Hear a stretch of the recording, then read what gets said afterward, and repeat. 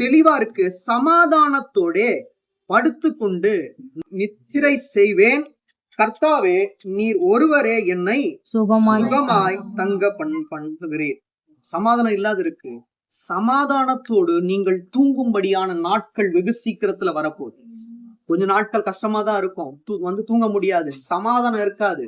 சமாதானம் இல்லாமல் அநேகர் ஏன் இப்படி ஆயிடுச்சுன்னு சொல்லிட்டு வார்த்தையினால் என்ன பண்ணலாம், அவங்களை குத்தி கொண்டே இருக்கலாம். ஆறுதல் சொல்றது போல இருக்கும், ஆனா அது விஷம் நிறைந்த ஆறுதலா இருக்கும். நீங்க இனிமேட்டு பாருங்க, விஷம் நிறைந்த ஆறுதல் என்ன பண்ணுவாங்க, சொல்லிவிட்டு செல்லக்கூடிய ஆட்கள் வருவார்கள். அதனாலதான் சொல்றாரு, நான் ஒருவரே உங்களை சுகமாய் தங்க பண்ணுவேன். அந்த சுகம் எல்லாமே எப்படி இருக்க போதான், தேவன் தரும் சுகமா இருக்க போகுது. அதான் அந்த வார்த்தை. தேவன் தரும் சுகம் உங்களுடைய வீட்டில் நீடித்த நாட்களாய் நிலைத்திருக்க வேண்டுமானால் உங்களுடைய வீடு தேவனால் உண்டான சமாதானமா இருக்க வேண்டும். இப்ப ஃபர்ஸ்ட் விஷயம், உங்களுடைய வாழ்க்கையில சுகம் இருக்க வேண்டுமானால் அவர் தரும் சமாதானம் உங்களை பின்தொடர்ந்தே வர வேண்டும். அதனாலதான் சமாதானத்தோட படுத்துக்கொண்டு நித்திரை செய்வேன் அப்படின்னா நான் என்ன பண்ணுவேன், நிம்மதியா தூங்குவேன். ஏன்னா அவர் ஒருவரே எனக்கு சுகத்தை தர வல்லவராய் இருக்கிறார். விசுவாசிக்கிற மாதிரி. இன்னொன்னு கூட நம்ம எடுத்து வாசிக்கலாம். எரேமியா 23:6.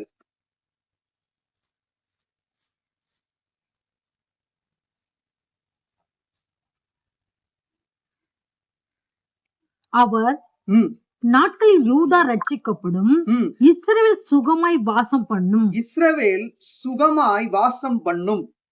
அப்போ நம்ம தான் அந்த இஸ்ரவேல். இஸ்ரவேல் அப்படின்னு வர இடத்துல உங்களோட பேரை போட்டுக்குங்க, நம்ம குடும்பத்தோட பேரை போட்டுக்குங்க. நான் என்ன தாழ்த்தி விருமையாக்கி சொல்றேன், தேவனால் உண்டான வார்த்தை இது. இந்த குடும்பம் அவருக்குள்ளாக சுகமாய் வாசம் பண்ணும், வாசம் பண்ணும்படியாக தேவன் செய்வாரா. அவர்களிடம் நாமும் நமது நீதியா இருக்கிறது, நீதியா இருக்கிற கர்த்தர் என்பதே. கர்த்தர் என்பதே யார் சொல்றாரு? அந்த கர்த்தரே உங்களுக்கு இந்த வாக்கு தத்தத்தை சொல்றாரு. சாம் கிடையாது. சாம மறந்துருங்க. ஆரம்பம் முதல் முடிவு வரை அவரே ஆரம்பித்தார், அவரே நடத்துகிறார். அந்த ஒரு முடிவும் அவர் தந்துதான் முடிக்க போறாரு. இந்த வார்த்தைகள் ஒன்றுமே வீணான வார்த்தைகள் அல்ல, அனைத்துமே உங்களுக்காக இன்று எழுதப்பட்ட வார்த்தைகள். இன்று எழுதப்பட்டது வாழ்நாள் முழுவதும் உங்களை பின்தொடர்ந்தே வரும். நீங்கள் சுகமாய் இருப்பீர்கள். அவர் சொல்றாரு, நான் சொல்ற என் ஜனங்கள் நான் அளிக்கும் நன்மையினால் திருப்தி ஆவார்கள் சொல்லிட்டு இந்த வருடத்திற்கு தேவன் தந்த வாக்குத்தத்தின் படியாக தீமை வரலாம், ஆனால் தீமையே உங்களுடைய வாழ்க்கையா இருக்காது. சுகமா இருப்பீங்க. சுகமா இருக்கும் போது அவர் சொல்லுவா, என் ஜனங்கள் நான் அளிக்கும் நன்மையினால் திருப்தி ஆவார்கள். இன்னொன்னு கூட எடுத்து நம்ம வாசிக்கலாம். அதே எரேமியா 32:37.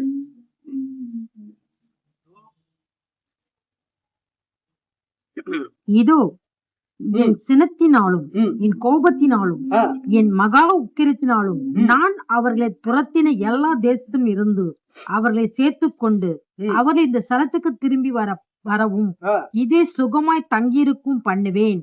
இதிலே சுகமாய் தங்கி இருக்கவும் பண்ணுவேன். சில நேரங்கள்ல தேவனுடைய கோபம் நம்மளோட குடும்பத்து மேல வரலாம்.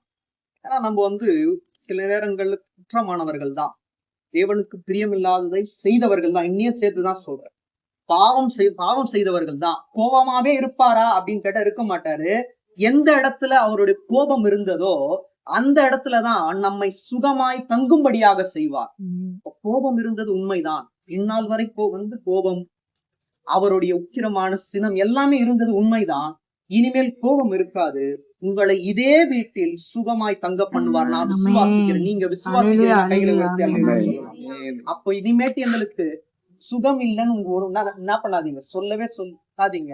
அவர் உங்களை என்ன பண்ணுவார், சுகமா இருக்கும்படி செய்வார். எந்த இடத்துல தாழ்த்தப்பட்டீர்களோ அந்த இடத்துல சுகமாய் தங்கி தாபரிக்கும்படியாக தேவன் செய்து நீங்கள் அனைவருக்கும் சாட்சி சொல்லும்படியாக கண்டிப்பாக வைப்பார்.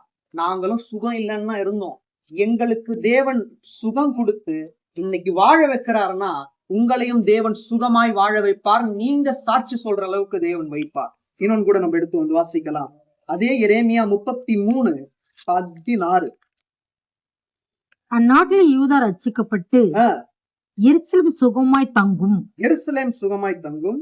அவர் எங்கள் நீதியா இருக்கிற கர்த்தர் என்பது அவருடைய நாமம். அப்ப நீதியா இருக்கிற கர்த்தர்னா என்ன அர்த்தம்? நீதினா எங்களுக்கு நீதி செய்கிற தேவன் அர்த்தம். அநீதி செய்கிற தேவன் அல்ல.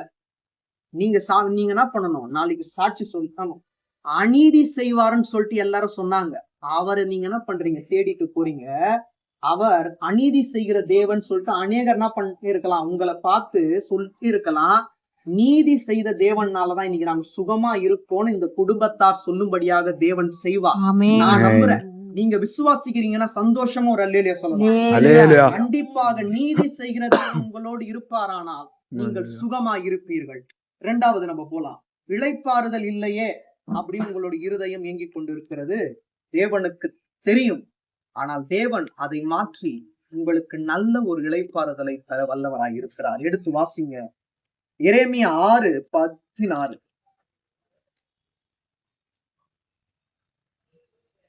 வழியிலே நின்று பூர்வ பாதைகள் எவை என்று கேட்டு விசாரித்து நல்ல வழி எங்கே என்று பார்த்து அதிலே நடவுங்கள், அப்பொழுது உங்கள் ஆத்துமாக்கு இளைப்பாறுதல் கிடைக்கும் என்று கர்த்தர் சொல்லுகிறார். அவர்களோ நாங்கள் அதிலே நடக்க மாட்டோம் என்கிறார்கள். நீங்க நடக்கணும். எந்த பாதை நல்ல பாதைன்னு கேட்டுட்டு அந்த பாதையில நீங்க நடக்கும் போது தேவன் உங்களுக்கு இளைப்பாறுதலை தர வல்லவராய் இருக்கிறார். எதுக்கா? ஆத்துமாக்கு இளைப்பாறுதல் கொடுக்கிறார். இத மேலோட்டமா எழுதிருக்கலாம்ல, இளைப்பாறுதல் தருவேன்னு. அவருக்கு தெரியும். ஆத்துமால இருக்கிற இளைப்பாறுதல் கெட்டு போனா இங்க பார்த்தாலே கண்டுபிடிச்சிடலாம் நீங்க எங்க ரொம்ப கஷ்டப்படுறீங்கன்னு சொல்லுங்க. அப்ப இளைப்பாறுதல் எங்க வேணும்? ஆத்துமாவில இளைப்பாறுதல் கிடைத்தாதான் மாம்சத்துக்கும் இளைப்பாறுதல். 3 விஷயத்துக்கு இளைப்பாறுதல் வேணும். ஒண்ணு மாம்சத்திற்கு, இன்னொன்னு ஆத்துமாவிற்கு, மூன்றாவதுதான் ஆவி. ஆத்துமாவுக்கு இளைப்பாறுதல் கிடைத்தால்தான் ஆவிக்கும் உங்களுக்கு என்ன கிடைக்கும்? இளைப்பாறுதல் கிடைக்கும். இதுல மறுபடியும் வாசிங்க. வழிகளிலே நின்று பூர்வ பாதைகள் எவை என்று கேட்டு விசாரித்து நல்ல வழி எங்கே என்று பார்த்து அதிலே நடவுங்கள், அப்பொழுது உங்கள் ஆத்துமாக்கு இளைப்பாறுதல் அவர் கண்டிப்பா கொடுப்பார். இளைப்பாறுதல் கொடுப்பார். பூர்வ பாதை எதுன்னு பார்த்து நம்ம எப்படிதானே பார்ப்போம், எங்க பூர்வ பாதை நல்ல பாதை எது, எங்க ஆரம்பிச்சா அழகா எந்த ஒரு அப்டக்கல் இல்லாத, எந்த ஒரு பாதை தடுமாற்றம் இல்லாத போன்னு சொல்லிட்டு இங்கதான் நம்ம என்ன பண்ணுவோம், கேட்டுட்டு இருக்கோம். பூர்வ பாதை இதுதான். இப்படி போனோம் அப்படின்னா ஜபம் தான் முக்கியம். அதான் இதுக்குள்ள இருக்கு. இதுல இருக்காது. நீங்க இதுல மாம்சத்துல படிச்சீங்கன்னா இருக்காது. ஆவில படிக்கும் போது ஜபம் மட்டும்தான் அதுக்கு ஒரே வழி. அப்படி நீங்க ஜப வாழ்க்கையில இப்ப இருந்ததை விட இனிமேட்டு ஜாஸ்தியா இருக்கும். இதுதான் உங்களுக்கு பாடம். இந்த இழப்பு அப்படின்றது உங்களுக்கு ஒரு பெரிய பாடத்தை உங்களுக்கு என்ன பண்ண போகுதுன்னா கற்றுக் கொடுக்க போகுது. அது என்ன பாடம் அப்படின்னா, ஜப வாழ்க்கையில இன்னும் உறுதியாகும். உறுதியாக அது பூர்வ பாதை எப்படி போகணும்னு சொல்லிட்டு தேவனை என்ன பண்ணுவார், உங்களுக்கு வெளிப்படுத்துவார். அவர்கிட்ட நீங்க போகணும் அப்படின்னா ஜபம் தான் ஒரே வழி. அப்படி அவரோடு நீங்க இளைப்பாறுதலுக்குள்ள நீங்க நடக்கும் போது உங்களுடைய குடும்பமும் சந்தோஷமா இளைப்பாறுதலுக்குள்ள நடக்கிறது உங்களுடைய கண்களே பார்க்கும். அதை காணும்படியாக தேவன் செய்வார். கீழே வாசிங்க அப்படியே மறுபடியும். நல்ல வழி எங்கே என்று பார்த்து சொல்லுகிறார். அவர்களோ நாங்கள் அதிலே நடமாட்டோம், அப்போது உங்கள் ஆத்துமாவுக்கு இளைப்பாறுதல் கிடைக்கும் என்று யார் சொல்றாரு? அவரே சொல்றாரு. இளைப்பாறுதல் கிடைக்கும் சொல்லிட்டு தேவனே சொல்றாரு. அப்ப கிடைக்குமா இல்லையா? சுகம் ஆல்ரெடி கிடைச்சிடுச்சா? கிடைக்க போதா? அவ்வளவுதான், கிடைச்சிடுச்சு. வந்தவர்கள் இனிமேட்டு எங்களுக்கு சுகம் இல்லைன்னு சொல்ல முடியாது. அப்புறமா நீங்க அழுது கொண்டு இருந்தாலும் உங்களுக்கு சுகம் தர தேவன் இருக்காருன்னு சொல்ற நம்பிக்கை இருக்கணும். வித்தியாசம் இருக்கா உங்களுக்கு? அப்படியே அழக்கூடிய நாட்கள் வந்தாலும் எங்களுக்கு சுகம் தர தேவன் இருக்கா அப்படின்ற நம்பிக்கை இந்நாள்ல இருந்து உங்களுக்கு அழணும். சுகம் தர அவர் இருக்காரா? 2வது, இளைப்பாறுதல் இல்ல. நீங்க நைட்டு தூங்கும் போது இளைப்பாறுதல் இல்ல அப்படி நீங்க என்ன பண்ணிருக்கலாம், இவ்வளவு நாள் சொல்லி கொண்டு இருக்கலாம். இளைப்பாறுதல் தர தேவன் இருக்கிறார் அப்படி நீங்க சொல்ற அளவு வைப்பார். 2வது புரிஞ்சுதுங்களா? இன்னொரு வசனம் கூட நம்ம வாசிச்சிருந்தா, யாத்திராகமம் 33:14.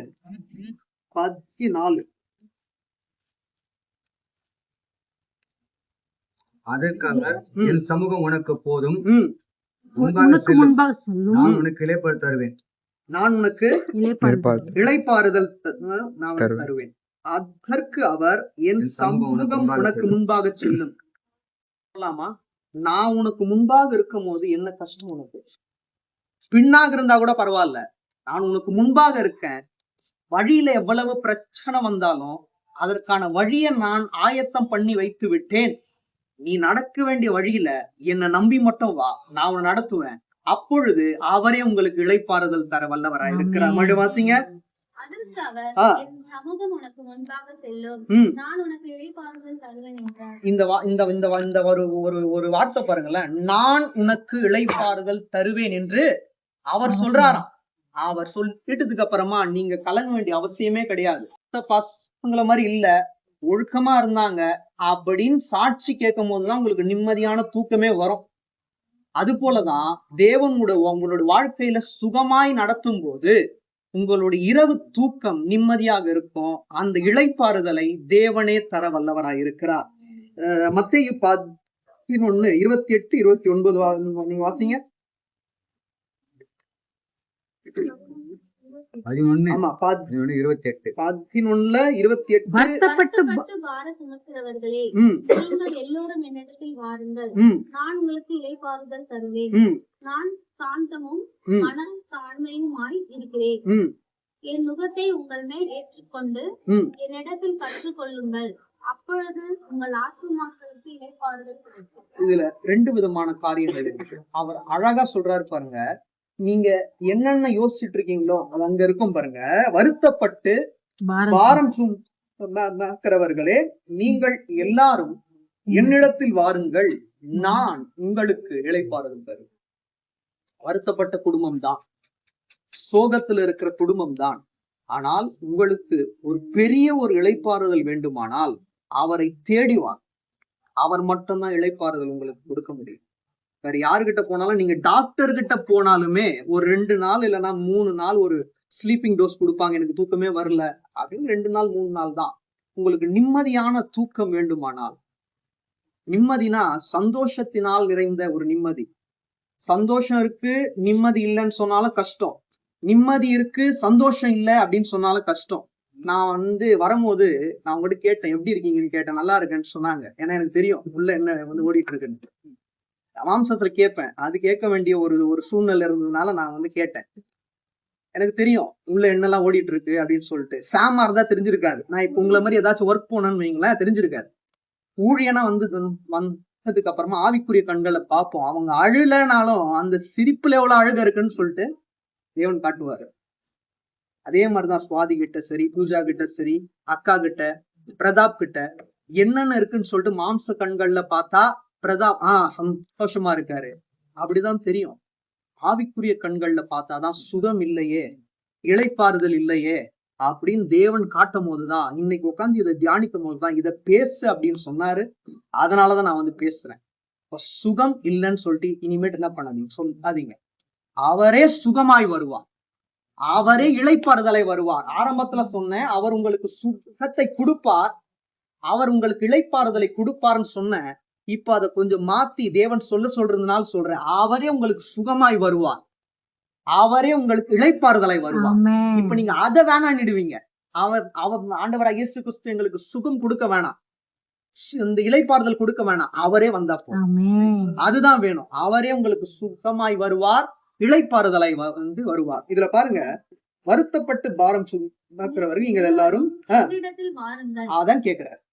அது மட்டும் தான் கேட்கிறார். என்னிடத்தில் வாருங்க, என்கிட்ட இருக்கு சுகம் இருக்கு, என்கிட்ட இளைப்பாறுதல் இருக்கு, நீங்க தான் வர்றது, நீங்க வாங்க, நான் ஆசையோட இருக்கேன். அவர் எப்பவுமே இருக்காரு. நம்ம தான் கூப்பிட்டா இருங்கப்பா கொஞ்சம் 3 மணி நேரம் ஒர்க் இருக்கு, ஒர்க் முடிச்சுட்டு நான் வரேன் அப்படின்னு. அவர் அப்படி கிடையாது. நம்ம கூடும் போதெல்லாம் அவர் வரணும், அவர் கூடும் போது நம்ம வரமாட்டோம். அவர்கிட்ட வரணும். அவர்கிட்ட நம்ம வரும்போது நமக்கு சுகமும் இளைப்பாறுதலும் இரட்டிப்பான ஒரு காரியங்களாய் அவரே நம் வீட்டில் வந்து தங்க வல்லவராய் இருக்கிறார். லாஸ்டா உடனே நம்ம முடிக்கலாம். 3வது என்ன சொன்ன ஞாபகம் இருக்கா? அமைதல் உண்டாகும். மத்தேயு 8:26. அதற்கு அவர், அற்ப விசுவாசிகளே, ஏன் பயப்படுகிறீர்கள் என்று சொல்லி எழுந்து காற்றையும் கடலையும் அதட்டினார். ஆ. உடனே மிகுந்த அமைதல் உண்டாயிற்று. மிகுந்த அமைதல் உண்டாயிற்று. இப்போ இதுல நீங்க முழுமையாக வாசிச்சு பாத்தீங்க அப்படின்னா, இயேசு கிறிஸ்து அந்த ஒரு பாட்டுல இருக்காரு. இவங்களுக்கு காற்று வந்த உடனேவே இவங்களுக்கு அந்த விசுவாசம் இருந்திருக்கணும்ல. விசுவாசம் இருந்து இவங்க என்ன இருக்கலாம், காற்றே இறையாதே அப்படின்னா அது இறைஞ்சிருக்காது, அப்படியே ஸ்டாப் ஆயிட்டு இருக்கும். இயேசு கிறிஸ்து தூங்கி கொண்டு இருக்க வேண்டிய அந்த அவகாசம் இருந்திருக்காது. ஏன் அவர் தூங்கி கொண்டு இருந்தாருன்னா, இவங்களோட விசுவாசத்தை பாக்குறதுக்காக தான் இவர் என்ன பண்றாரு, அங்க தூங்கிட்டு இருக்காரு. இவங்க யாருக்கும் விசுவாசம் இல்ல, அதனால அவரே எழுந்து காற்றே இறையாதே அப்படின்னாரு. இந்த குடும்பம் அப்படிதான் இருக்கு. பலத்த காற்றுனால சிக்கி கொண்டு கஷ்டம் வேலைகள்னால இருக்கு. அவர் இறையாதேன்னு என்ன உண்டாகும், ஒரு அமைதியான காரியம் உண்டாகும். இதுல வாசிங்க, மறுபடியும் வாசிங்க.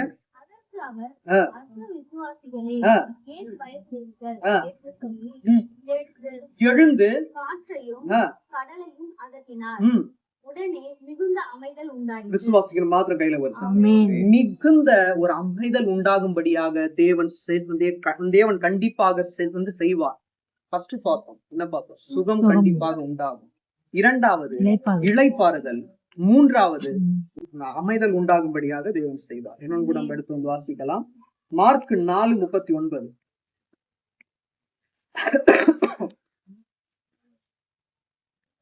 அவர் எழுந்து காற்றை அதட்டி, அதேதான் இங்க சொல்றாரு, வாசிங்க. காற்றை அதட்டி கடலை பார்த்து இறையாதே அமைதலாயிரு என்றார். சொல்றாரு. அப்பொழுது காற்று நின்று போய் மிகுந்த அமைதல் உண்டாயிற்று. மிகுந்த அமைதல் உண்டாயிற்று. அவர் என்ன பண்ணுவார், சில நேரங்கள்ல பிரச்சனைகளை அனுமதிப்பார். நீங்க எப்படி இருக்கீங்கன்னு பாக்குறதுக்காக. எங்களுக்கு இவ்வளவு கஷ்டம் அப்படின்ட்டீங்கன்னா அது வேற. கஷ்டம் வந்தாலும் நாங்க விசுவாசமா இருக்கோம், தேவன் எங்களோடு இருக்கார் அப்படின்ற எண்ணம் உங்களுக்கு வேணும் அப்படின்றதுதான் ஆண்டவராக இயேசு கிறிஸ்துவோட ஆசை. அது வரும்படியாக நம்மளுடைய குடும்பம் மாறணும். அப்பொழுதுதான் தேவன் என்ன பண்ணுவார், உங்களோடு இருந்து காற்றை இறையாதே அப்படின்னு சொல்லும் போது ஒரு மிகுந்த ஒரு அமைதலை தேவன் உண்டு பண்ணுவார். இன்னொன்னு கூட நம்ம எடுத்து வந்து வாசிக்கலாம். ஏசாயா 51:22.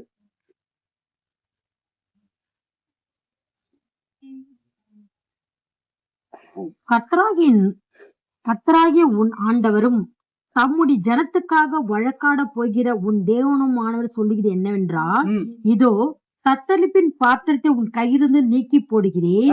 இனி உன் உக்கிரத்தினுடைய பாத்திரத்தில் மண்டலில் நீ குடிப்பதில்லை. இது உங்களுக்கு புரியாம இருக்கலாம்ல. யோபு, நீங்க யோபு நம்ம வாசிச்சோம் பாத்தீங்களா, 3:26. அதை வாசிச்சுட்டு இதை வந்து வாசியும், உங்களுக்கு புரியும். எனக்கு சுகம் இல்லை, இளைப்பாறுதலும் இல்லை, அமைதலும் இல்லை. 3 பார்த்தோமா? இது உங்களுடைய உள்ளத்துல இருக்கிற ஆழங்கள். என்ன இருக்கு, சுகம் இல்லையே அப்படின்னு ஒரு கஷ்டம் இருக்கு, இளைப்பாறுதல் இல்லையே அப்படின்னு ஒரு இது இருக்கு, அப்புறம் அப்படின்னு ஒரு கஷ்டம் இருக்கு. இறுதியா அங்க ஒண்ணு இருக்கு பாருங்க, வாசிங்க. தத்தளிப்பே நேரிட்டது அப்படின்னு இருதயா ஒண்ணு இருக்கு. அத தேவன் எப்படி மாத்துறாரா? இப்ப இது வாசிங்க, 51:22. கர்த்தராகிய உன் ஆண்டவரும் தம்முடைய ஜனத்துக்காக வழக்காட போகிற தேவனுமாய் சொல்லுகிறது என்னவென்றால், யாரும் வரமாட்டாங்க. நாளைக்கே நான் வரேன்னுவாங்க, இல்லம்மா எனக்கு ஒரு வேலை இருக்குதுன்னு சொல்லிட்டு வரமாட்டாங்க. உங்களுக்கு வழக்காட ஒரே ஒருவர் தான், அவர் வந்தாதான் உங்களுக்கு வந்து ஜட்ஜ்மெண்ட், இல்லைன்னா வந்து கிடையாது. அவருக்கு தெரியும், அவர் தான் வழக்காட வரணும். அவர் வந்து விட்டால் உங்களுக்கு என்னவோ அதற்கு என்னென்ன சாட்சியை கொடுக்கணுமோ அதெல்லாம் கொடுப்பார். அவர் தான் அந்த சாட்சி. நான் இந்த குடும்பத்துக்கு பாதுகாப்பு. வெள்ளம் போல சாத்தான் எழும்பி வந்தாலும் அவர் உங்களோடு இருப்பாரானால் உங்களுக்காக அவர் வழக்காட வல்லவராய் இருக்கிறார். விசுவாசிக்கிற மாத்திரம் வாசிங்க. என்னவென்று கர்த்தராகிய உன் ஆண்டவரும் தம்முடைய ஜனத்துக்காக உங்களுக்காக வழக்காடணும் அப்படின்னு ஒரு கேள்வி இருக்குல்ல. ஏன்னா அவருடைய ஜனம் நம்ம அதுல இருக்கு பாருங்க. ஜனத்துக்காக வழக்காட போகிற உன் தேவனுமானவர் சொல்லுகிறது என்னவென்றால், இதோ தத்தளிப்பின் பாத்திரத்தை உன் கையிலிருந்து நீக்கி போடுகிறேன். உங்களுடைய கையில இருந்து நீக்கி போடுவாராம். இனிமேட்டு தத்தளிப்பு இருக்காது. அவர் ஒரு தடவை நீக்கி போட்டு விட்டா இருக்குமா?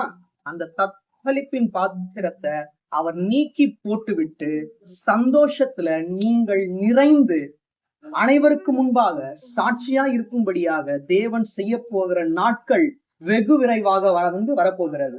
கண்டிப்பா கால தாமதம் ஆகும். எப்பவுமே சொல்ற மாதிரி சீக்கிரமா நம்மளுக்கு கிடைச்சிட்டு வைங்களேன், அதோட வேல்யூ புரியாது. நம்ம கஷ்டப்பட்டு சோர்ந்து நம்ம இழந்து இருக்கும் போது ஒண்ணு பெருசா கிடைக்கும் பாருங்க, அப்பதான் அதோட வேல்யூ நம்மளுக்கு புரியும். கண்டிப்பாக என்னென்ன வீடு கட்ட வேண்டும் சொல்லிட்டு பிரயாசப்பட்டு கொண்டிருக்கிறார்களோ அதை தேவன் வித்தியாசமாய் மாற்றி, அவர்களே கஷ்டம்தான் இருந்தது, சுகம் இல்லாம இருந்தது, இளைப்பாறுதல் இல்லாம இருந்தது, அநேக நாள் நாங்கள் தூங்காமல் இதையே சிந்தித்துக் கொண்டிருந்தோம். ஆனால் காரியங்களை மாறுதலாய் மாற்றி இன்று எங்களையே ஒரு சாட்சியாக வைத்தார்னு அவங்கள சொல்ற அளவுக்கு தேவன் வைப்பார். நான் விசுவாசிக்கிறேன். என்னை தாழ்த்தி வெறுமையாக்கி சொல்றேன், இந்த வேதத்தின்படி உங்களுடைய தத்தளிப்பின் பாத்திரத்தை நீக்கி போட்டுவிட்டு சந்தோஷத்துல நீங்க களிகூர்ன நாட்கள் இன்னும் ரொம்ப காலம்லாம் இல்ல, வெகு சீக்கிரமாய் வரப்போகிறது. நீங்கள் சாட்சிகளா இருக்கிறத நாங்க பார்ப்போம். தேவன் கண்டிப்பாக உங்களோடு இருந்து ஆளுகை செய்யறாங்க. வாசிங்க. உங்கள் கையிலிருந்து நீக்கி போடுகிறேன், இனி உன் உக்கிரத்தின் உடைய பாத்திரத்தின் மண்டல்கள் நீ குடிப்பதில்லை. அப்படின்னா என்ன அர்த்தம்?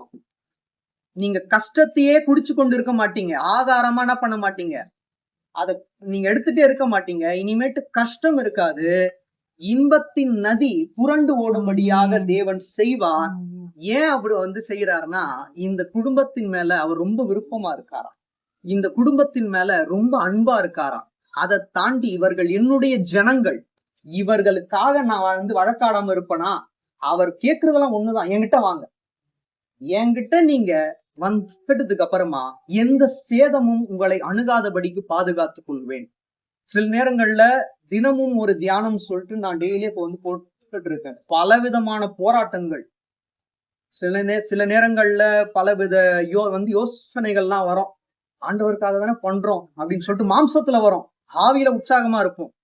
எங்கேயாச்சும் வெளியே போய் நம்ம போகும்போது வேதத்தை எடுத்துக்கொண்டு போக முடியாது, வேதம் இருதயத்துல இருக்கணும். அப்பொழுதெல்லாம் ஒண்ணுதான், ஐவரையும் தாங்கி கொண்டு வந்த தேவன். உங்களுக்கு பெரியமா இருக்காங்க, பெரியப்பா இருக்காங்க, எல்லாமே இருக்காங்கல்ல, சகோதர சகோதரிகள்லாம். எங்களுக்கு தேவன் மட்டும் தான் இருந்தாங்க, அப்பா அம்மா. அந்த அன்பை தாண்டி வேற எந்த அன்பையும் நாங்க இந்நாள் வரை பார்த்ததே இல்லை. ஆனா அவர் ஐவரையும் அற்புதமா நடத்தி கொண்டு வந்தார். எங்களே நடத்தினார்னா உங்களை நடத்த மாட்டார், சுகமாய் வைப்பார், நீங்கள் இளைப்பாறும்படியாக செய்வார். இறுதியாக ஒரு அமைதலான வாழ்க்கைக்குள்ளாக உங்களை நடத்தி அந்த ஒரு தத்தளிப்பின் பாத்திரத்தை உங்கள் கையில் இருந்து எடுத்து போடுவார். 3, அவரே சுகமாய் வருவார், இளைப்பாறுதலாய் வருவார். சமாதானத்தின் தேவன் ஒரு அமைதியை அவர் தந்து தத்தளிப்பின் பாத்திரத்தை எடுத்து போட்டு சந்தோஷமாய் உங்கள் குடும்பத்தில் நிறைந்தவராய் அவர் இருப்பார். இந்த பாளையத்துக்குள்ளாக எந்த ஒரு பிசாசின் காரியங்களோ நேரிடாது. அவரே இங்க ஆளுகை செய்து உங்களை நித்தமுமாக நடத்துவார். கண்களை மூடலாம்.